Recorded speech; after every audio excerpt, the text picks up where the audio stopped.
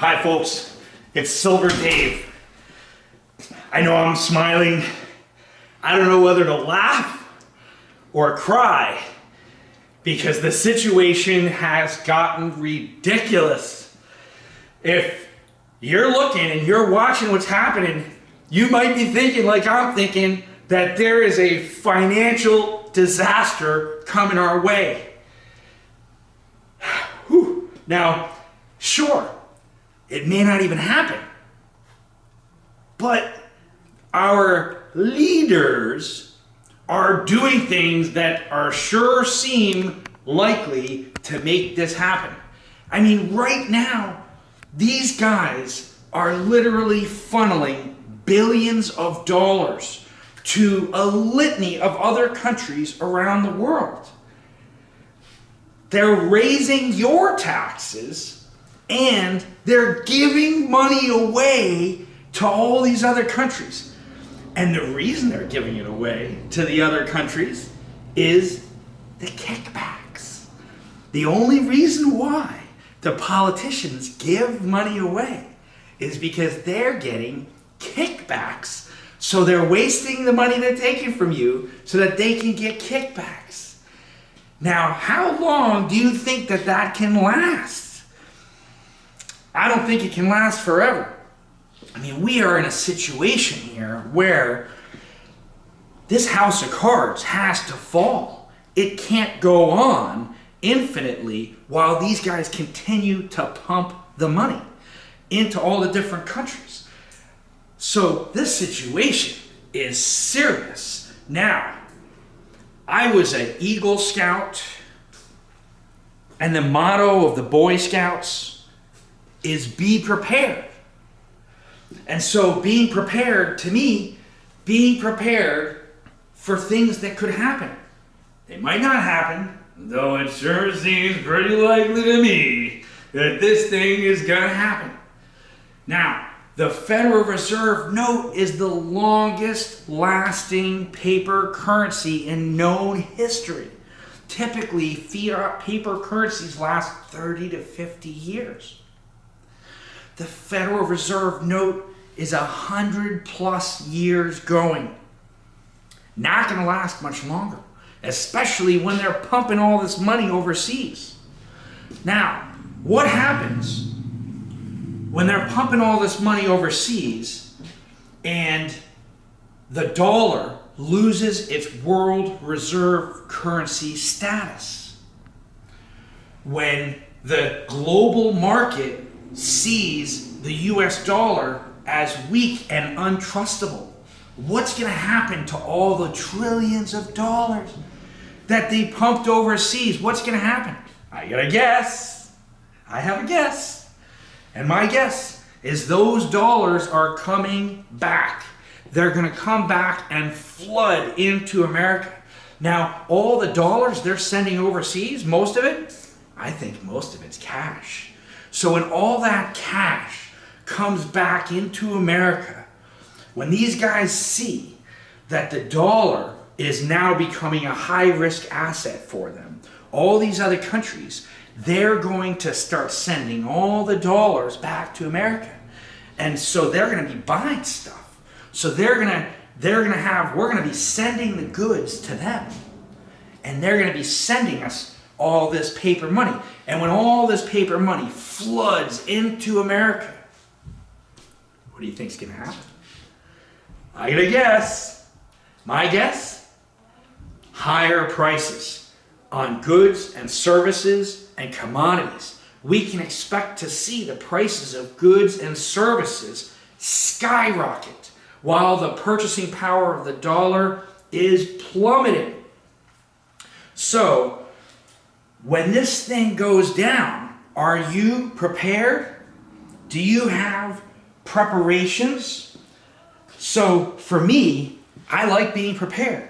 And that's why I stack things that I think that you can use either as a barter tool or something you can use for yourself. And that's why I stack thousands of lighters. This is not all the ones I have a lot more.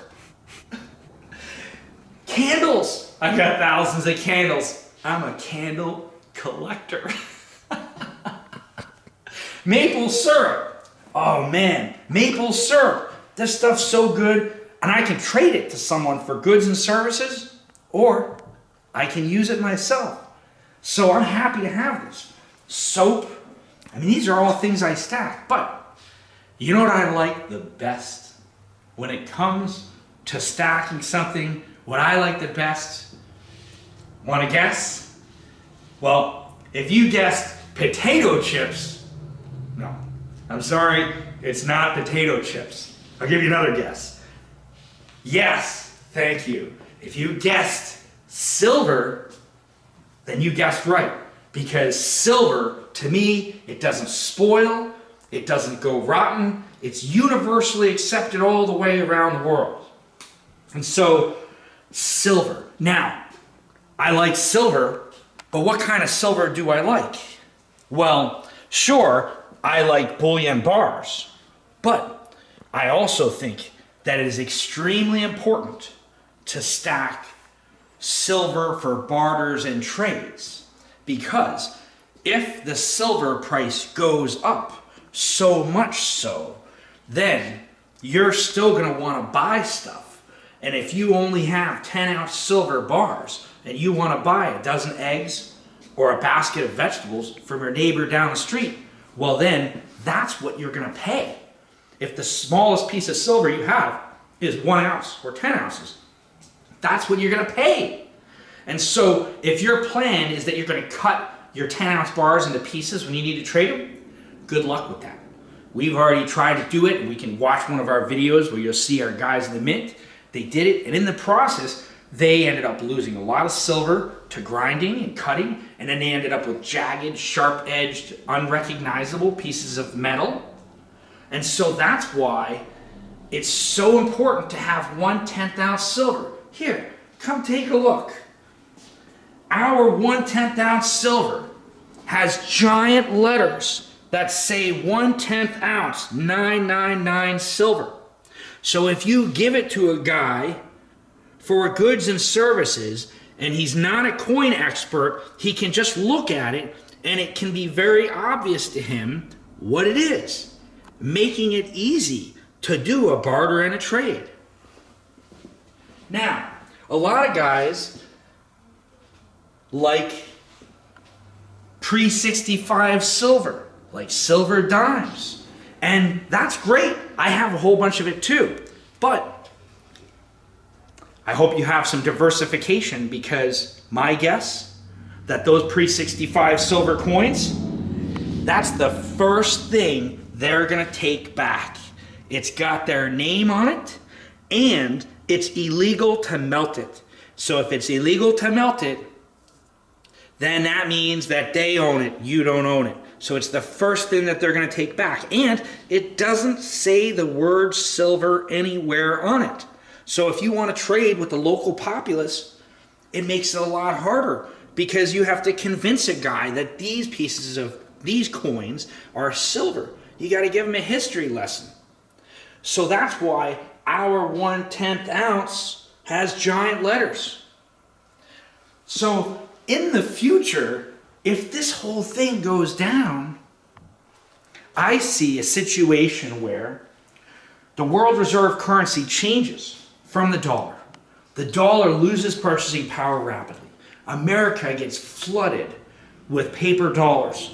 The price of goods and services skyrockets. But then also, all the silver in the marketplace, the majority of the silver, and we're talking more than 99% of the silver in the marketplace is paper silver. What I'm saying here is that the futures market, which is the majority of the silver market, it is more than 99% promises on paper for silver, not actual silver. And when people find out that that silver doesn't exist, then the price of physical silver skyrockets even more than just relative to the purchasing power loss of the dollar.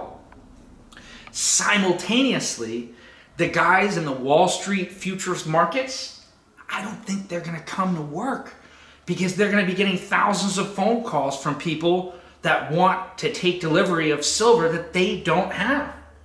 And so that's when the next thing I see happening is that the spot price stops ticking, so that the silver price goes up and up and up and up, and then the spot price stops ticking. So then there's no more spot price. And that's where, once again, having silver that you can use and having thought through your plan and being prepared so that you have a plan, not just how you're going to buy your silver, but also so that you have a plan what you're going to do with your silver later. And if your plan is to sell your silver back for dollars during the dollar meltdown, then I hate to say it, but that's a bad plan, in my opinion. Now, if your plan is that you're going to trade your silver for goods and services during the financial calamity, that to me is a much better plan. Now, all this doom and gloom, let's think for a second. We could do a thing here where what if it doesn't have to be a disaster for you? What if instead of being a disaster and having all these problems, what if instead you can be the king of Massachusetts or Connecticut or wherever you live because you thought through this and you thought about how you're going to spend your silver, and you said, you know what, instead of buying 300 1-ounce silver rounds or 30 10-ounce bars, you said, you know what, I'm going to buy 300 ounces of 1/10 ounce silver. Going to have 3,000 pieces of silver. Yahoo! Girls will be lining up to come and meet you. They'll be whispering to each other. They're like, oh, I heard he's got 3,000 pieces of silver and an underground bunker with stacks and stacks of lighters, candles, and tuna fish. The girls love cans of tuna fish during the apocalypse. But actually, I think they would. Because most people are not going to have any food. And so this whole thing, it could be fun. And I mean, some part of me is thinking, you know, that I'm bored. Bring the adventure. Let's let this thing crash. I'm ready for it. Now, I might be saying that now, but, you know, like, maybe later I'm going to be like, oh, man, I take that back. I'm so hungry. But the thing is, I don't think I'm going to be in that place. You know why? Because I have lots and lots of little pieces of silver. So I'm going to buy food. I'm just going to be sprinkling silver into people's hands wherever I go. People are going to be coming from far and wide to bring me the most delicious steaks and food items and fresh eggs because they're going to want a piece of my silver. Because I'm going to have lots. Because I have lots and lots of pieces of silver. My plan, I don't want dollars. I don't want to get back into dollars. I want to get into stuff. I want a beautiful stone castle with the view of the ocean or the mountains. That's where I want to be. And so my plan, I'm stacking silver, but I'm thinking about how I'm going to spend my silver. And that's why 1/10 ounce silver is so important.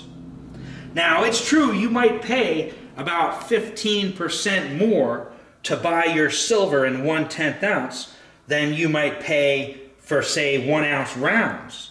But my argument is that when you go to spend it, you'll save 90% on each purchase because you only have to pay 1 single 10th ounce.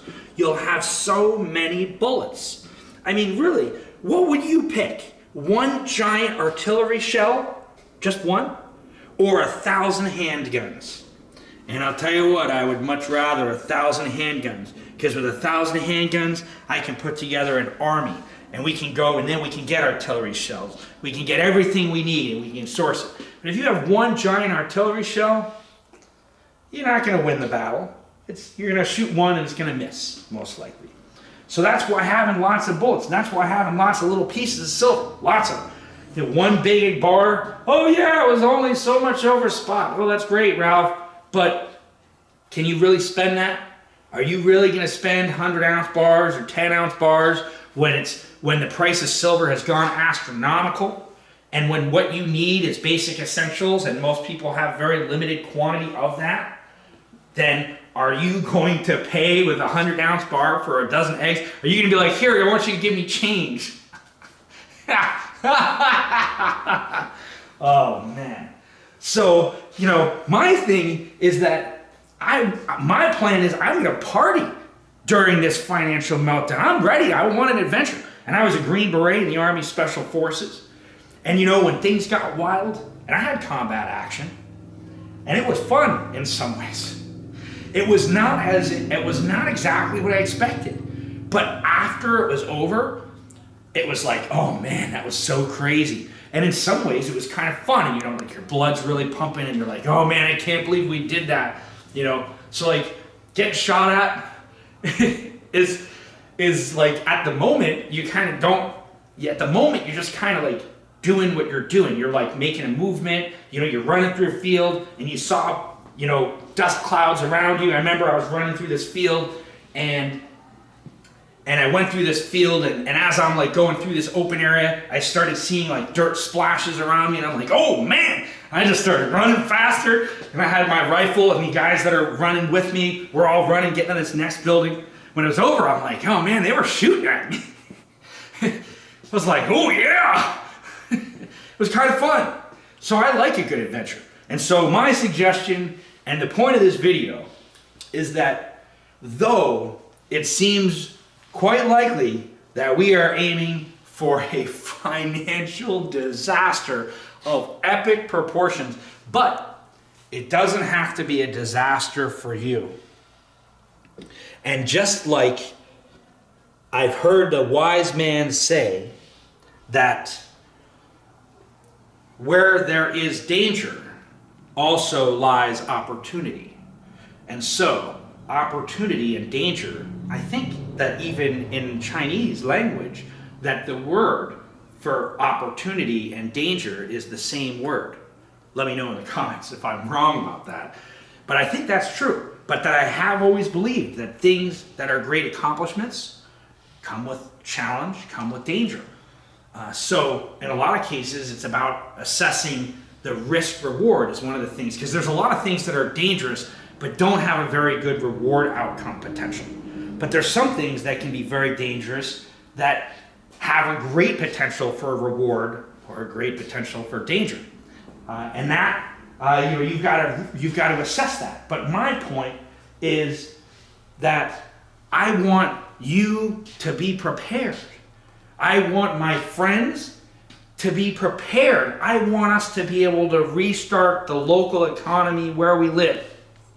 And I want to have fun. Because, everybody wants to have fun. So that's why it's really important to be thinking about being prepared and about thinking not just about how you're buying your silver, but thinking about how you plan to use your silver later. And so I really hope you're going to think about that. I'm going to pause right here and just see if there's anyone in the audience back there that's watching that has a question, because I'll take a few questions before we finish this video. You, sir, in the back, do you have a question? Yeah, so these politicians, Dave, tell me the truth. You think that they're stupid or just evil? Thank you. That is a great question. And so first, I don't trust the politicians, period.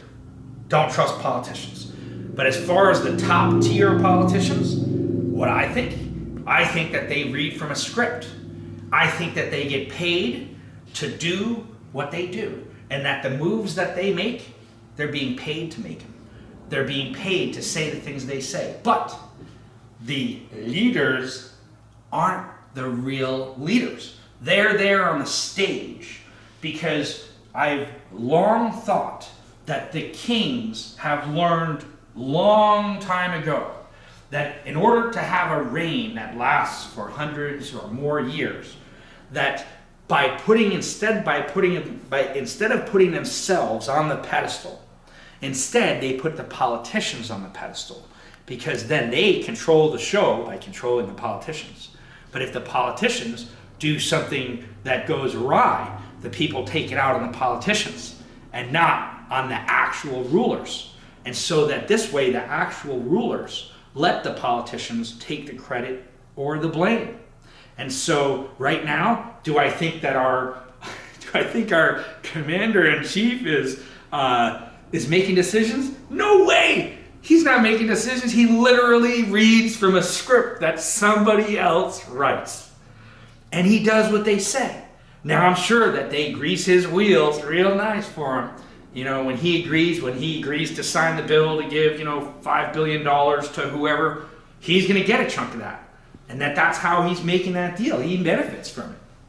So whether I think they're stupid or malice, I actually, and you know what, some people are going to be really, really might be triggered by this. But I actually think that Joe Biden is an incredible actor. Because everyone thinks that he's like a buffoon, but I actually think that he only just plays the role of a buffoon on TV. But that in reality, he's actually very lucid and clear. And the reason I think that is because I don't think the global power elite would have selected him to be the president if he was a loose cannon, if they didn't know what he was going to do next, if he was just going to do random things and that he was unpredictable. I think that the reason he's there is because he's extremely predictable, because he's going to do exactly what they say. And I think part of the design is that he's playing the role of a buffoon. That way, he can be blamed for this financial catastrophe that's coming. But the thing is, the financial catastrophe isn't because of Joe Biden. It isn't because of the prior president. It's because of the system. So, with that being said, I don't think that it's really either. I think it is malice in the sense that they are not doing what they swore an oath to do, which was to represent the people of the United States. What they are doing is doing what they're told and reading their script and performing their acts. But no, I don't actually think that Joe Biden is a buffoon, but I think he's actually an incredible actor. But people get really upset. They're like, no, Dave, he's a buffoon. I've seen him fall down the stairs. I think that was staged. It looked totally fake to me. It looked like it was an intentional fall. So, does that answer your question? So, before we close off, I wonder, are there any other questions? Yes, you, sir, in the back. Okay, it was hard to hear you, but it sounds like he said he wanted to know when this thing is going to go down and how much time we have before this disaster really takes place. Thank you for that question. That's a great question. Now, if I told you I knew the exact time, then I would be lying. I can't tell you I know the exact time. I can, however, make predictions. And my prediction is, and before I say actually what my prediction is, because the Federal Reserve has announced that they will be employing their digital currency within 12 to 24 months, that leads me to think that the timeline we have is less than 12 to 24 months. And the reason I think that is that because they told us a certain timeline, I think they're going to surprise us with a different timeline. So if they said 12 to 24 months, my guess is that they're going to accelerate this thing, and that possibly 8 months or 10 months that we're going to see them start to launch this. And so that over the next 8 months or so, you better be stacking up physical silver, And maybe you might stack up brass and steel, if you know what I mean. You might want to have some of that stuff too. But we'll have to see how this breaks down. But maybe it's going to take a little less time, a little more time, but I would definitely be stacking physical assets, especially silver, little pieces, and also things that you're going to need, basic supplies, and being prepared. And so that you can be ready for it. And also, when this digital currency comes in, it's one more reason why you're going to need little pieces of silver. Because if you're going to take the mark and you're going to get this thing and you're going to take the microchip or whatever they're going to do with this thing, well, that's fine if that's what you're going to do. My plan is to be off the grid, living free and being able to buy and sell as I please, with who I sell as I please, regardless of what the global power elite rulers are going to say I can do or not when they have a digital currency that they can control. So there's not much time. And we can see that there's a lot of things that are really going rapid fire now, super fast. So I hope that that answers your question well. And in another video, I'd like to touch more on the CBDC and the dangers of that. So I want to talk more about that, but I don't want to necessarily go too long with this video.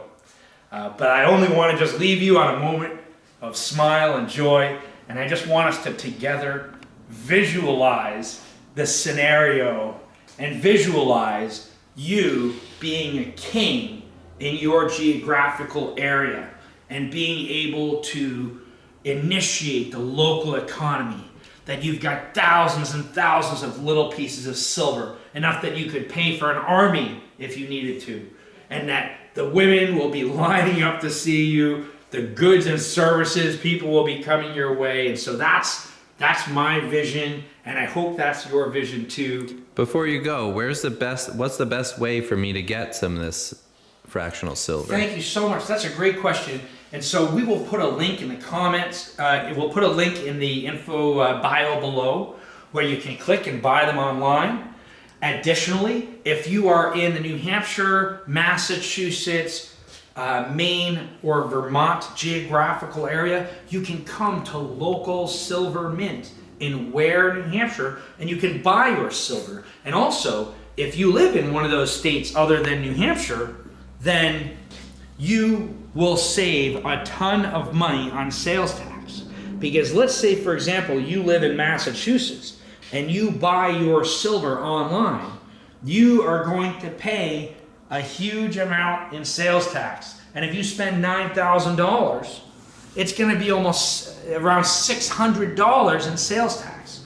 So it's worth it to drive a couple hours to our showroom, and then you can pay discreetly with cash or a check or a bank wire, and then walk out with your silver in your hands right then. And you get to look at all these beautiful items, and not to mention, our prices are lower than the online dealers. We are literally selling for less than the online dealers because we don't have to pay for the shipping or the electronic transaction costs.